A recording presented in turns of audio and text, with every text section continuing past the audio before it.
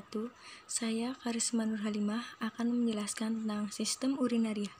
Sistem urinaria atau saluran kemih adalah sistem organ yang berfungsi menyaring dan membuang zat limbah serta cairan berlebih melalui urin. Beragam penyakit seputar saluran kemih seperti infeksi saluran kemih, batu saluran kemih, dan juga inkontinensia urin bisa saja Anda alami jika terdapat masalah pada sistem urinaria atau sistem saluran kemih Anda. Sistem urinaria atau saluran kemih terdiri dari ginjal, kandung kemih, ureter, dan juga uretra atau saluran kencing. Melalui saluran ini, urin dibuang keluar tubuh. Adalah limbah cair yang terdiri dari air, garam, urea, asam urat, serta zat sisa metabolisme tubuh. Agar buang air kecil Anda normal, maka semua bagian di sistem urinaria perlu bekerja sama dalam urutan yang benar. Berikut ini beberapa bagian dari sistem urinaria. Yang pertama, ginjal. Tubuh manusia memiliki sepasang ginjal yang terdapat di dalam punggung kiri dan kanan, tepat di bawah tulang rusuk, masing-masing memiliki ukuran sebesar kepalan tangan. Fungsi utama ginjal yakni untuk mengatur jumlah air dan garam dalam darah, menyaring zat limbah atau zat metabolisme tubuh, serta membuat hormon yang membantu mengendalikan tekanan darah. Struktur anatomi ginjal. 1. Pada perempuan berat ginjal antara 115 gram sampai 155 gram. Pada laki-laki berat ginjal antara 125 gram sampai 175 gram. Panjang sekitar 12,5 cm, tebal 2,5 cm atau kurang lebih sebesar kepalan tangan. Bentuk seperti kacang berwarna merah tua.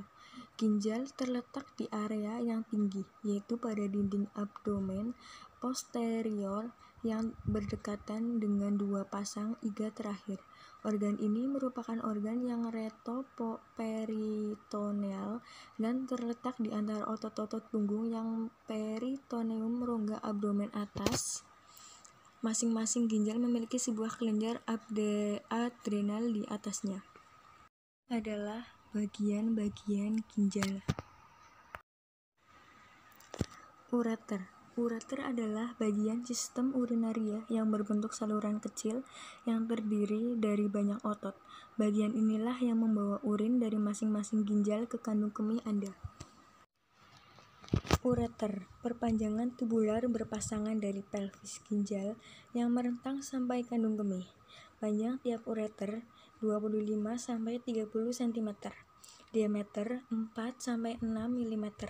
Saluran ini menyempit di 3 tempat, yaitu A. Titik asal ureter pada pelvis renalis, B. Titik saat melewati pinggir pelvis renalis, C. Titik pertemuan ureter dengan kandung kemih.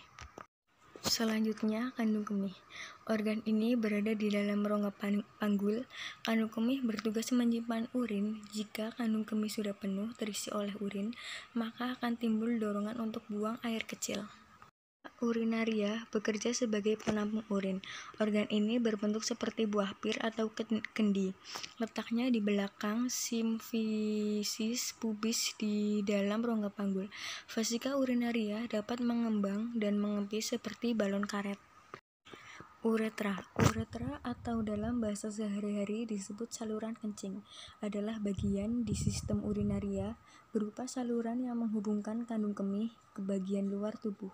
Uretra pada pria memiliki panjang sekitar 20 cm, sedangkan uretra pada wanita sekitar 4 cm saja. Pada bagian antara kandung kemih dan uretra terdapat cincin otot atau sfinkter yang bertugas untuk menjaga urin agar tidak bocor. Uretra merupakan saluran sempit yang berpangkal pada vesika urinaria yang berfungsi menyalurkan air kemih keluar. Pada laki-laki panjangnya kira-kira 13,7 sampai 16,2 cm. Terdiri dari uretra pars prostatica, uretra pars membranosa, uretra pars spongiosa. Uretra pada wanita panjangnya kira-kira 3,7 sampai 6,2 cm. Sphincter uretra terletak di sebelah atas vagina atau atas klitoris dan vagina. Proses pembentukan urin terjadi dalam 3 tahap, yaitu filtrasi, reabsorpsi, dan sekresi. Cairan yang akan disaring oleh nefron dibawa oleh darah ke glomerulus. Setiap hari ada sebanyak 180 liter air yang disaring oleh glomerulus. Ini berarti bahwa cairan dalam tubuh kita disaring sampai 30 kali dalam sehari. Setiap saat, darah kotor melewati ginjal dan keluar menjadi darah bersih. Darah yang telah memasuki ginjal akan datang kembali untuk disaring setelah beberapa jam.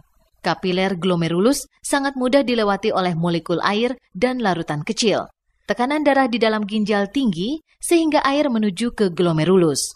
Komposisi hasil filtrasi yang masuk ke glomerulus adalah air, NaCl, ion bikarbonat, ion hidrogen, urea, glukosa, asam amino, dan sisa obat-obatan. Panah berwarna biru adalah aliran reabsorpsi, sedangkan yang berwarna hijau adalah sekresi. Pada tubulus proksimal terjadi reabsorpsi glukosa, asam amino, NaCl, air, ion bikarbonat, dan sekresi ion hidrogen dan sisa obat-obatan. Kemudian, aliran urin menurun mengikuti pembuluh dan sampai di lengkung Henle, di mana terjadi reabsorpsi air dan NaCl. Reabsorpsi NaCl, air, ion bikarbonat, dan sekresi ion kalium dan ion hidrogen terjadi di tubulus contortus distal. Tubulus distal berakhir di saluran pengumpul.